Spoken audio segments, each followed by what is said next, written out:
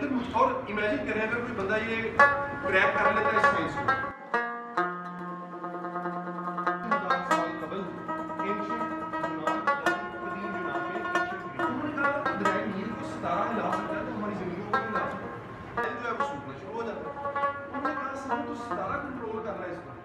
پوری دنیا میں اسٹرانومی جو ہے اس ٹائم سائنس میں سب سے فرسٹ درجے کا علم ہے.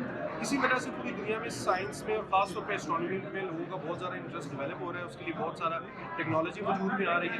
تو اسی سلسلے میں ہم چاہتے ہیں کہ پاکستان کی کمیونٹی میں اسی طرح اسٹرانومی کے متعلق لوگوں کو پتہ چلے, اسٹرانومی کا سائنسی بنیادوں پہ علم لوگوں کو سکھایا جائے, انہیں پریکٹیکل بنیادوں پہ اسٹرانومی کروائی جائے اور انہیں اسٹرانومی کی میتھمیٹکس سکھائی جائے, اور پھر پاکستان کو بھی اس فیلڈ میں دنیا کے سامنے لے کر آیا جائے, تاکہ جس طرح انڈیا ہمارے سامنے اسٹرانومی پہ بہت زیادہ ترقی کر رہا ہے, پاکستان بھی اس راہ پہ چلنے کی کوشش کرے.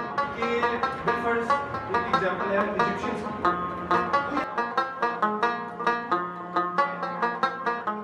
منگا سیمینارونه هم کوو, ورکشاپ هم کوو. موږ دا خیال وکړو چې موږ ډېرې مکس مشهورې دي, ډېر والایي خبرې مشهورې دي د اسمان متعلق, د ځمکې متعلق, د ستورو متعلق. وایي دا ستوری سپیر دی, دا ستوری ښه دی, دا سپوږمۍ داسې دی او مریخ کې دا چل دی.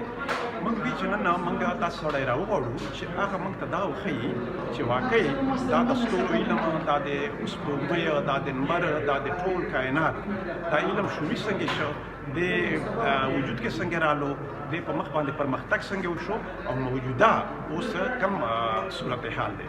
تاسو وکتل کېدای شي تاسو په خیال کې دی کې موجود وي. د سره موږ ماشومان راوستي وو, ټوټي ماشومان هم خلکو راوستي وو. د سره خلکو ته خپل ماته هم ځاني ډېرو داسې څیزونه وو چې ماته پته نه وه. لا موږ ماشوموالي کې ویلي او موږ په ذهن کې سوالونه وو, هغه سوالونو جواب میلاو شو.